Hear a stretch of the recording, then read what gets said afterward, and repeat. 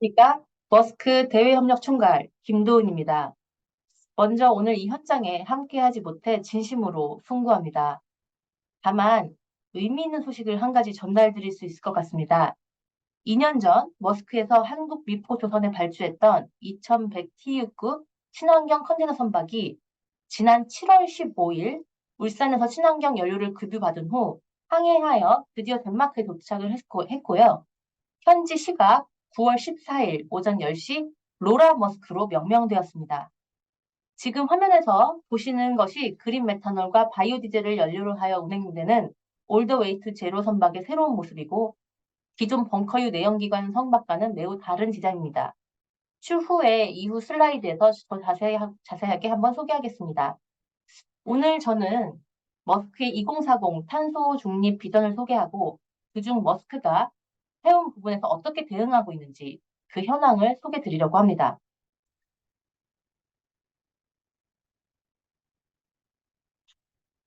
먼저 머스크에 대해 간략하게 소개해 드리겠습니다. 머스크는 덴마크에 본사를 둔 119년 된 물류 기업입니다. 머스크의 모체인 AP 몰러 머스크 그룹은 이전에 크게 물류 파트와 가스 오일 파트의 비즈니스를 영위하고 있었습니다. 2016년 가스 오일 비즈니스를 분사한 이후 물류 전문 기업으로 방향을 새로 구축했습니다. 다만 아직도 머스크 하면 해운 회사로 아시는 분이 많습니다. 저희가 좀 더 홍보에 신경을 쓰도록 하겠습니다. 현재 머스크는 그림에서도 보시다시피 해상 물류를 기반으로 하여 육상 물류, 항공, 창고, 4PL 등 물류의 모든 것을 지향하고 전사적으로 드라이브를 걸고 있습니다. 전 세계 약 130여 개국에서 10만 명 이상의 직원들이 고객의 공급망을 연결하고 있고, 전 세계 40개국이 조금 넘는 나라에서 70개가 조금 안 되는 터미널을 운영하고 있는 중입니다. 2023년 9월 현재 기준 총 25척의 메탄올 추진선을 발주하였고, 그중에 19척은 국내 조선소에 발주하였습니다. 아까 이 서두에 처음에 말씀드린 대로 지난 7월에 세계 최초의 메탄올 컨테이너 추진선이 인도되었고 명명식을 거쳐 다음 주부터 국회에서 연안선으로 이용될 예정입니다. 보시다시피 2040 비전이 소개되어 있는데요. 이 머스크의 탄소 중립 목표는 크게 세 가지 특징을 제 개인적으로 생각했을 때 가지고 있습니다. 먼저는 타임라인입니다. 머스크는 2018년에는 사실 2050년 탄소 중립 비전을 설정했었습니다. 하지만 작년 초에 전 사업 영역에서 탄소 중립 실현을 2040년까지 달성하는 것으로 목표를 10년 앞당겼습니다. 다 아시다시피 이것은 IMO나 기타 기관들의 탄소 중립 목표보다 약 10년 앞선 타임라인입니다. 둘째로 나와 있진 않습니다만 적용 분야입니다. 이 2040 목표는 전 사업 분야의 넷제로를 추진하고 있습니다. 앞서 제가 좀 장황하게 말씀드렸던 모든 해운, 항공, 육상 운송, 창고 등 머스크가 영위하는 모든 사업에 해당됩니다. 마지막으로는 스콥 1뿐만이 아니고 스콥 1, 2, 3 모두에 해당합니다. 머스크의 탄소 배출은 45%가 스콥 1, 그리고 나머지 55%가 스콥 3에 해당하고 있습니다. 또 예를 들어서 머스크에게 스콥 3에 해당하는 것은 철강이 대표적인데요. 이후에 친환경 철강, 즉 그린스틸을 이용한 컨테이너나 선박 수요가 대대적으로 늘어날 것으로 생각되고 있습니다. 조금 핫한 토픽을 한번 말씀드려 보겠습니다. 뗄래야 뗄 수 없는 EU ETS인데요. 유럽연합 배출권 거래제입니다. 왼쪽에 보이시는 EU 비전 텍 컨텍스트를 보시면 유러피언 그린딜이 나와 있습니다. 2050년 말까지 유럽을 세계 최초의 기후 중립 대륙으로 만들겠다라는 것이 EU의 비전이고요. 이를 달성하기 위해서 EU는 ETS에 해상 운송을 추가할 것을 제안하고 있습니다. 즉 EU 항구를 거치는 모든 항해 과정에서 배출된 온실가스에 대해서 ETS 가격을 부과하겠다는 얘기인데요. 굉장히 빠르게 움직이고 있습니다. 2024년, 즉 내년부터 배출량의 40%, 2025년에는 배출량의 70%, 2026년부터는 배출량의 100%가 ETS로 부과될 것이고요. 또한 2026년부터는 CO2 외에도 메탄이나 아산화질소 등 다른 가스도 부가 범위에 추가될 예정입니다. 그러면 어느 범위가 지금 적용될 예정인지는 지리적으로 유럽 항구에 정박하거나 유럽 항구를 내를 왔다 갔다 하는 모든 선박이나 항해에는 배출권의 100%가 적용이 되고요. 유럽과 그 외 비유럽 항구의 사이의 모든 항해에는 배출량이 50%가 적용이 됩니다. 머스크는 사실 이와 같은 EU의 그린딜 정책에 대해서 사실 EU ETS에 해운을 포함시킬 것을 적극 옹호하는 입장입니다. 고객이 업계에 이것이 저희는 긍정적인 영향을 미칠 것이라고 생각을 하고 있고 고객이 이런 대안에 투자하도록 장려를 할 것이라고 또한 생각하고 있습니다. 결국에 한 플레이어만 플레이한다고 가능한 시장이 아니기 때문에 궁극적으로는 이런 규제가 모두가 탄소 중립이라는 공통의 목표를 향해서 나아갈 수 있을 것이라고 믿고 있습니다. 자, 제가 여기까지 이야기를 하면 대부분의 경우에 질문을 해주십니다. 자, 이제 좋은 얘기인데 비용 증가는 어떻게 하는가? EU ETS를 준수하면 운송 비용이 증가하는 것은 불가피합니다. 다만 머스크의 에코 딜리버리 상품을 구매한 고객의 화물은 EU ETS와 같은 추가 비용을 면제받을 수 있습니다. 자, 이 머스크 에코 딜리버리 잠깐 설명을 드릴게요. 저희 말고도 추후에 이런 비슷한 프로덕이 많이 나올 거라고 저희는 생각하고 있는데요. 이 머스크 에코 딜리버리는 고객들의 니즈에 호응하기 위해서 이미 꽤 오래전부터 운영을 하고 있는 그런 저희의 상품입니다. 그린 메탄올 급유 전까지는 바이오 디젤로 진행을 했었고요. 주로 리테일 고객층에서 수요가 지속이 되었습니다. 그리고 각종 글로벌 규제나 기업의 필요에 의해서 지금 수요가 또한 급격하게 증가를 하고 있습니다.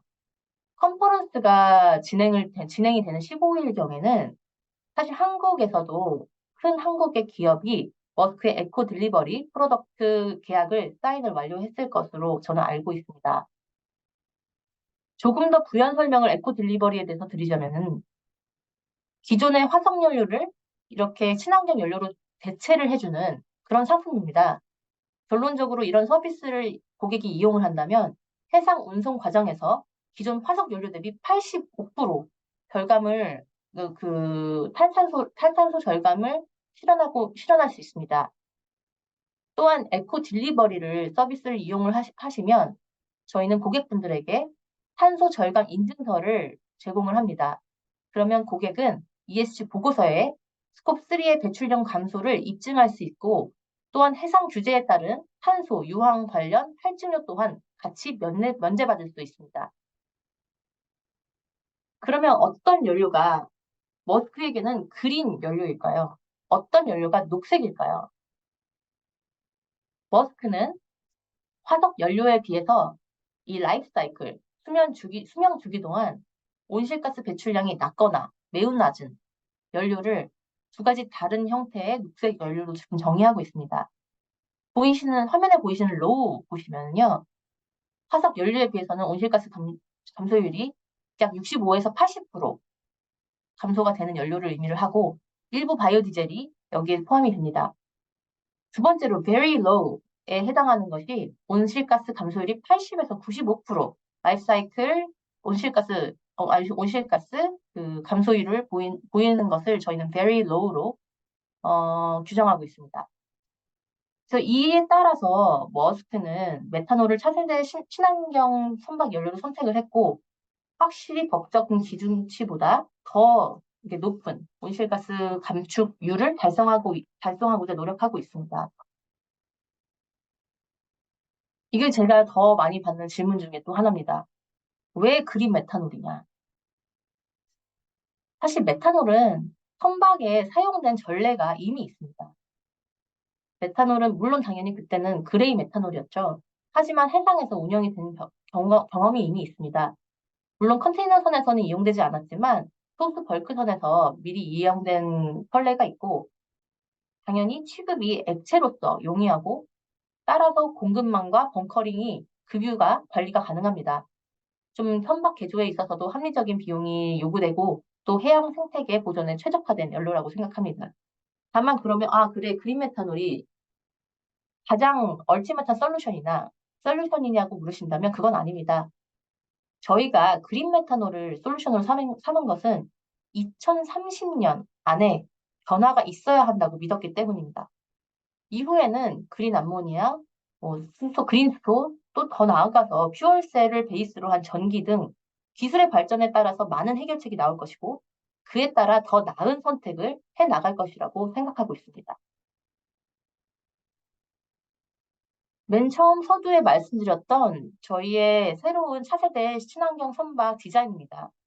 지금 이 선박에는 그 듀얼 퓨얼 엔진이 탑재되어 있고요. 지금 그린 메탄올로 운영 가능하고 상당히 우수한 성능으로 운영이 가능한 설계 디자인을 하고 있습니다. 마지막으로 저희의 그린하우스 팩트를 한번 말씀을 짚어드리고 넘어갈게요. 2030년까지 저희가 운송하는 모든 컨테이너 운송량의 4분의 1을 친환경 연료로 운송할 예정입니다. 얼마 남지 않았습니다. 7년 남았습니다. 머스크가 선택한 친환경 연료는 지금 그린 메탄올이고, 지금 2100TU급부터 17000TU급까지 현재까지는 25척의 메탄올 추진선을 발주하였습니다. 독일 기업 만 에너지 솔루션의 엔진을 사용하고 있고요. 현재까지 발주된 내용들은 2027년까지 인도 예정입니다. 25척 중에 25척 중 한국 조선소에 발전된 19척은 약 230만 톤의 온실가스를 저감할 것으로 예상하고 있습니다. 지금 보여드리는 사진은 실제 저희가 7월 달에 찍은 사진입니다. 2달 전에 울산항에서 급유할 때 로라 머스크를 저희가 사진을 많이 찍었는데요. 울산항에서 그린 메탄올 1,000톤, 그리고 바이오디젤을 1,250톤을 성공적으로 공급하였습니다. 이 일이 이렇게 말은 쉬워 보이지만 이걸 해내기 위해서 각 정부 부처, 항만청, 터미널, 그리고 연료 공급사, 그리고 실제 급유를 해주시는 오퍼레이터, 그리고 저희 머스크 모두 몇 달을 갈아 넣었던 기억이 납니다.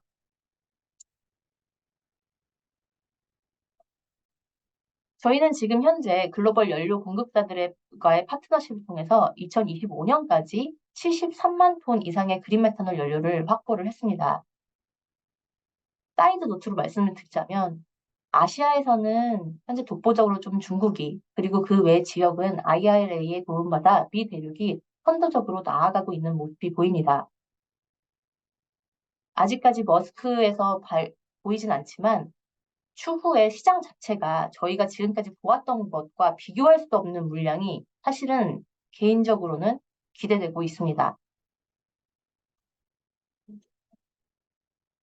자, 여기까지 어떻게 들으셨을까요? 마지막으로 제가 저의 개인적인 뷰를 좀 말씀을 드리겠습니다. 저는 이미 흐름은 바뀌었다고 생각합니다. 작년 상반기까지 각 선사들에서 발주되던 LNG선은 하반기부터는 메탄올 추진선 발주 소식으로 완전히 바뀌었습니다. 산업계에서 쏘아올린, 아니면 솔직히는 머스크에서 쏘아올린 이 그린 메탄올 수요는 전 세계 공급사들에게 공급 기기를 마련해 주었습니다. 이러한 액션은 머스크에게도 여전히 큰 비용과 위험 감수라고 저 개인적으로 생각합니다. 하지만 때로 변화는 산업계의 리더십을 요구합니다. 여기 계신 많은 각종 산업